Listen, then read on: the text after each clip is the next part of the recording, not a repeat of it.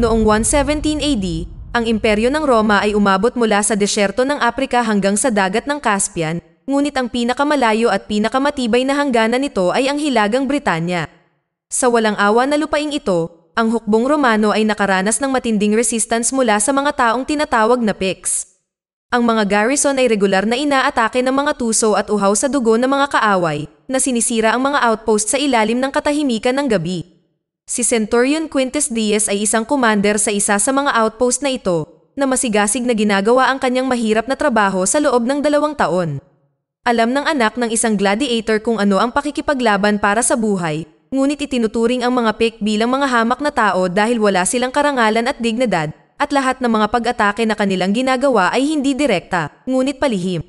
Sa gabi, inatake ng mga Pict ang outpost ng Centurion at sinisira ang lahat sa kanilang dinadaanan. Si Diez ang huling biktima, ngunit hinayaan siyang mabuhay ng kaaway at dinala siya bilang bilanggo dahil alam ng mga Romano ang kanilang wika at maaari siyang maging kapaki-pakinabang. Kasabay nito, si Titus Flavius Virilis, general ng 9th Legion, ay nagbibigay aliw sa kanyang mga sundalo sa pamamagitan ng pakikipagbuno ng braso sa isang lasing na kalaban. Napagtanto na siya ay isang banta sa kanya, sinugatan ni Virilis ang kanyang kalaban na nagdulot ng isang napakalaking away. Kinaumagahan, isang mensahero na nakatakas mula sa nawasak na outpost ang nagbalita sa general kung ano ang nangyari. Nalaman ng Romanong gobernador ng Britanya na si Agricula ang nangyari at hiniling niya kay Virilis na pumunta sa mga lupain ng kalaban para lipulin ang mga Pict at ang kanilang hari sa balat ng lupa. Upang gawing mas madali ang gawain ng paghahanap sa kanila, nagbigay ng tulong ang viceroy sa general mula sa tulong ng mute tracker na si Etain. Si Haring Gorlachan at ang kanyang mga nasasakupan na Picts ay nagtatanong kay Diez habang pinapahirapan siya. Hindi lamang walang sinasabi ang Romano sa kanyang mga kaaway, ngunit nakahanap siya ng kahinaan sa kamalig na nagpahintulot sa kanya na makatakas mula sa pagkabihag. Di nagtagal, ang 9th Legion ay ipinadala sa Hilaga upang lipulin ang kaaway na tumututol sa hukbong Romano. Habang nasa daan, may ilang mandirigma ang nagpakita ng interes sa dalagang mute, ngunit tinanggihan niya ang sinumang lumapit sa kanya. Pagkatapos ng ilang araw sa kalsada, nakita ni Etain si Diez na tumatakbo palayo sa 3 mangangabayo. Pinatay ng general at ng kanyang mga tauhan ang mga Picts at niligtas ang nakatakas na bihag. Kinaumagahan, nagpatuloy ang hukbo at natagpuan ang sarili sa isang kagubatan na nababalot ng makapal na hamog. Sa isang punto, bumagsak ang isang puno sa harap ng hanay at napagtanto ng general na ito ay isang bitag. Hiniling niya sa mga sundalo na ipagpalagay ang napipintong labanan at maghanda upang matugunan ang kaaway. Nang pumunta si Diez sa dulo ng hanay upang ipahayag ang pag-atake ng mga Picts, ang mga tauhan ni Haring Gorlachan ay naglunsad ng mga rolling fireballs sa mga Romano. Winasak ng mga malalaking bato ang hukbo at sinira ang formation nito, pagkatapos ay inatake ng Picts ang kalaban. Sa isang mabigat at madugong labanan, halos ang buong 9th Legion ay nasawi sa labanan at si General Virilis ay nabihag. Sinubukan ni Diez na lumaban, ngunit nahulog siya sa kanyang kabayo. Pagkatapos nito ang Centurion ay natakpan ng mga bangkay ng mga patay na sundalo. Lumalabas na sadyang dinala ni Etain ang mga Romano sa isang bitag. Makalipas ang ilang sandali, nahanap ng veterano ng Legion na si Bothos si Diez. Lumalabas na ilang mandirigma pa ang nakaligtas, kabilang sa kanila ang dating runner na si Macros, si Leonidas, Thax, veterano na sina Bothos at Brick, pati na rin ang isang tagaluto. Nang malaman na nahuli ang general, nag-alok si Diez na iligtas siya, ngunit upang magawa ito, kailangan nilang maging mabilis at matinik.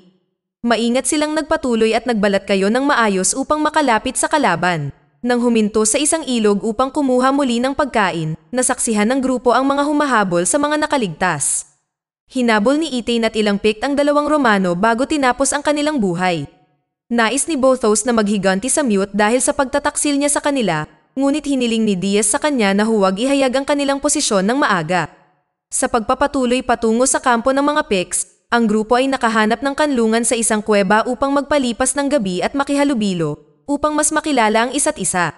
Samantala ang nahuli na general ay galit na galit sa mute, sa paniniwalang si Etain ay tapat sa viceroy at sa mga Romano. Winasak ni Haring Gorlachan ang paniniwala ni Virilis at ipinaalam sa kanya na ang mute tracker ay matagal nang nagsisilbi sa Picts. Noong bata pa si Etain, siya ay nakaranas ng trahedya. Sinira ng mga Romano ang kanyang nayon at pinatay ang kanyang ama bago kinuha ang kanyang ina sa pamamagitan ng puwersa. Pinutol ang dila ni Etain kaya hindi niya ito masabi kahit kanino. Kaya't siya ay nangangarap ng paghihiganti at nanirahan sa likod ng mga kaaway na Romano sa mahabang panahon, naghahanda para sa operasyon kahapon upang sirain ang Ninth Legion. Habang pinahihirapan ng hari at ng kanyang anak ang general sa pamamagitan ng pananaksak sa kanya, isang grupo ng mga nakaligtas na sundalo ang pumunta sa kampo ng mga Picts. Sa gabi, tahimik silang pumasok sa kampo at kumitil ng buhay ng ilang gwardya.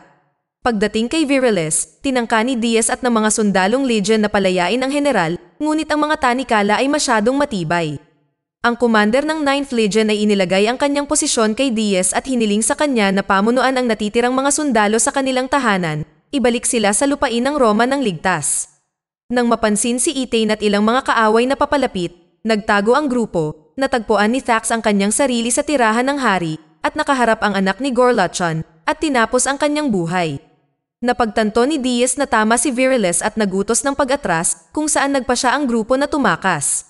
Sa umaga, inilibing ng hari ang kanyang anak, pagkatapos nito ay binigyan niya ng pagkakataon ang general na ipaglaban ang kanyang buhay. Matapos putulin ang kanyang mga tanikala at ibigay sa kanya ang kanyang espada, inayos ni Gorlachon ang isang tunggalian sa pagitan ni Viriles at Etain. Itinuturing ito ng commander ng 9th Legion bilang isang panunuya ngunit natalo siya sa isang matinding pakikipaglaban sa babaeng mute na nagtulak ng sibat sa kanyang dibdib. Napagtanto ni Diaz na ang mga Picts ay napakabilis at halos hindi natutulog, kaya't mahihirapan silang makatakas sa kanila. Ang tanging paraan upang makatakas at makapagtago mula sa pagtugis ay ang pagiging tuso. Iyon ang dahilan kung bakit ang 7 legionnaire ay nagtungo sa hilaga sa malalim na teritoryo ng kaaway, sa paniniwalang walang maghahanap sa kanila doon. Inutusan ng hari si Etain na hanapin ang mga kriminal na kumitil sa buhay ng kanyang anak at dalhin ang kanilang mga ulo. Sa gitna ng malamig at malalaking bundok, ang grupo ay patuloy na tumatakbo, umaasang maililigtas ang kanilang buhay. Hindi natutuwa si Macros na ang iba ay masyadong mabagal at handang kitilin ang buhay ng kanyang mga kasama, ngunit hindi niya ito magawa. Samantala, ang isang squad ng Picts sa ilalim ng pamumuno ni Etain ay naglagay ng asul na pintura na may halong abo ng kaaway sa kanilang mga mukha na nagpapatunay sa kanilang pagnanais hanggang katapusan.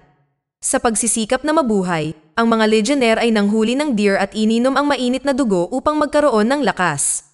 Hindi nagtagal, nahanap ni Etain at ng kanyang squad ang mga takas, dahilan para mas mabilis silang tumakbo. Nabali ni Tarak ang kanyang binti na nagpabagal sa buong pangkat. Nagpa siya sina Brick at Diaz na huwag iwanan ang kanilang kasama at kaladka rin siya sa bundok. Sa sandaling nasa talampas na sila, napagtanto ng mga Romano na walang pagkakataong umatras at tumalon sa ilog ng bundok. Nakatanggap si Tarak ng ilang mga palaso sa likod at nahulog sa kanyang kamatayan. Humiwalay sina Macros at Thax sa grupo sa pamamagitan ng paglangoy ng medyo malayo, pagkatapos ay tumakas sila mula sa isang grupo ng mga lobo na umatake sa kanilang landas. Sina Leonidas, Brick, Bothos, at Diaz ay nakabangon din, at patuloy na nagtatago kay Etain, na kayang subibayan ang sinuman at kahit saan. Sa gabi, nagkasakit si Leonidas, at ang grupo ng 4 ay huminto upang magpalipas ng gabi. Napansin ni Diaz at Brick na hindi bumababa sina Etain at ang Picts sa tabi ng ilog gaya ng plano, sinusubukan pantayin ang playing field. Si Diaz at Brick ay pumunta sa kabilang ilog at sinalakay ang kampo ng kaaway. Matapos kitilin ang buhay ng ilang sundalo, tinanong ng centurion ang isa sa kanila at nalaman na ginawa ni Etain ang parehong bagay na ginawa nila. Samantala, ilang Picts kasama ang babaeng mute ang kumitil sa buhay ni Leonidas at nasugatan si Bothos na nag-iwan sa kanya na duguan hanggang sa mamatay. Sa pagbabalik, sina Diaz at Brick, inalis ang palaso mula sa binti ng kanilang kasama at umalis upang makahanap ng pagtataguan. Samantala, si Thax at Macros ay patuloy na tumetakas mula sa grupo ng mga lobo na humahabol sa kanila. Sa isang pagkakataon, bumagsak ang isa sa mga Romano at humingi ng tulong sa kanyang kasama. Tinulungan siya ni Macros, ngunit sinugatan ni Thax ang kanyang binti upang magkaroon ng kalamangan. Sa isang duwag na pagkilos, iniwan ni Thax ang mandirigma upang kainin ng mga lobo at tumakas. Si Diaz, Bothos, at Brick ay napadpad sa isang bahay kubo sa kakahuyan at nagpasyang gamitin ito bilang pansamantalang tirahan. Sa paglabas, nakita ni Diaz ang isang natatakot na dalaga na nagngangalang Ariana. Siya ay pinalayas ng mga Pict na pinaniniwalaan nilang isang mangkukulam. Natakot ang dalaga ngunit nagtiwala sa centurion dahil mabait ito sa kanya at hiniling sa kanyang mga kasama na ibaba ang kanilang mga sandata. Ginamot ni Ariana ang sugat ni Bothos at pinigilan ang pagdurugo, Pagkatapos ay naghanda siya ng hapunan para sa tatlong Romano. Hindi niya sila kaaway, dahil ang kanyang sariling mga tao ay nagtaksil sa kanya, nag-iwan ng peklat sa kanyang mukha, at pinalayas siya sa nayon. Nakatira siya sa kagubatan, iniiwasan ng dalaga ang mga Romano at ang Picts na hindi nagtitiwala sa sinuman. Salamat sa kanyang imahe bilang isang mangkukulam, natatakot ang mga estranghero mula sa kanya, ngunit si Diaz ay hindi natatakot, isinasaalang-alang siya na isang mabuting tao. Pagkatapos kumuha ng pagkain at mag-iwan ng kahoy na figurin ng kabayo para sa dalaga, ang tatlong legionnaire ay umalis upang sumama sa mga kaalyado. Sa pagdating, nakita nila ang isang inabandunang kuta at isang utos sa dingding na nagpapahayag na ang hukbong Romano ay umatras sa Hadrian's Rampart. Ikinalungkot ito ni Diaz dahil siya at ang buong 9th Legion ay nakipaglaban ng walang kabuluhan para sa lupaing ito. Ngayon si Etain at ang kanyang mga mandirigma ay papalapit na sa kuta na patuloy na naghahanap para sa mga takas. Pagod na si Diaz sa pagtakbo at nag-alok na salubungin ang kalaban, kaya naman naghanda sila para sa labanan. Gamit ang mga sibat, pana at palaso, sinalubong ng tatlong legionnaire ang kalaban na kumitil sa buhay ng ilang Pict. Sa isang hindi pantay na laban, si Brick ay malubhang nasugatan at nahulog sa kanyang kamatayan. Tinalo ni Bothos ang malakas na Pict habang nilalabanan ni Diaz si Etain na matagumpay na sinamantala ang sandali at tinapos ang kanyang buhay. Sa gabi, huminto sina Diaz at Bothos sa kagubatan upang magpahinga. Dito, dumating sa kanila ang nakaligtas na si Thax at nalaman na si Macros ay kinain ng mga lobo. Pagkatapos magsanib puwersa, nagpatuloy ang tatlo sa kanilang pagpunta sa Hadrian's Rampart.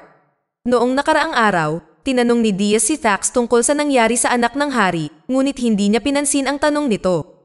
Habang papalapit sila sa kuta ng Roma, naalala ni Thax ang pag-uusap at pinagbantaan si Diaz ng kanyang espada. Balak ng centurion na sabihin ang krimen ng legionnaire, ngunit hindi ito papayagan ni Thax. Inihagis ang kanyang kalaban mula sa kanyang kabayo, si Diaz ay nakipag-away kay Thax at sinakal siya at natalo. Samantala, tumakbo si Bothos sa kampo, masayang binati ang kanyang mga kaalyado. Napagkamalan ng mga sundalo na isang Pict ang hindi kilalang estranghero at inatake siya ng kanyang pana, na naging sanhi ng pagbagsak niya sa kanyang kamatayan. Pagdating sa kuta, sinabi ni Diaz ang kapalaran ng 9th Legion sa Viceroy. Napagtanto ni Agricola, ang kanyang anak na babae, at ng kanyang mga kaalyado na ang bagay na ito ay makakasira sa autoridad ng Viceroy sa harap ng Roma. Bukod dito, ang mga alingaw-ngaw ng gayong kabiguan ay maaaring humantong sa pag-aaklas ng mga nasasakupang mga mamamayan. Sa payo ng kanyang anak na babae, nagpasya si Agricola na ilibing ang katotohanan at ang kwento ng 9th Legion. Si Diaz ang tanging saksi at sa makatuwid ay kailangan ng pumunta sa kabilang buhay. Inatake nila ang centurion ngunit binawian ng buhay ang dalawang sundalo at nakatakas matapos masugatan. Sa pagtatapos ng pelikula, dahil hindi na gustong patawarin ang pagkakanulo ng kanyang mga tao, pumunta si Diaz kay Ariana at nang makita ng dalaga ang lalaki ay hinalikan siya. Napagtanto na hindi ito ang simula, ngunit hindi rin ito ang katapusan ng kanilang kwento. Dito na nagtatapos ang kwento. Sana ay nagustuhan nyo. Mag-subscribe na kung hindi ka pa nakasubscribe. Pindutin na rin ang notification bell at like button upang matulungan ang channel, and leave a comment down below. And as always, thank you for watching.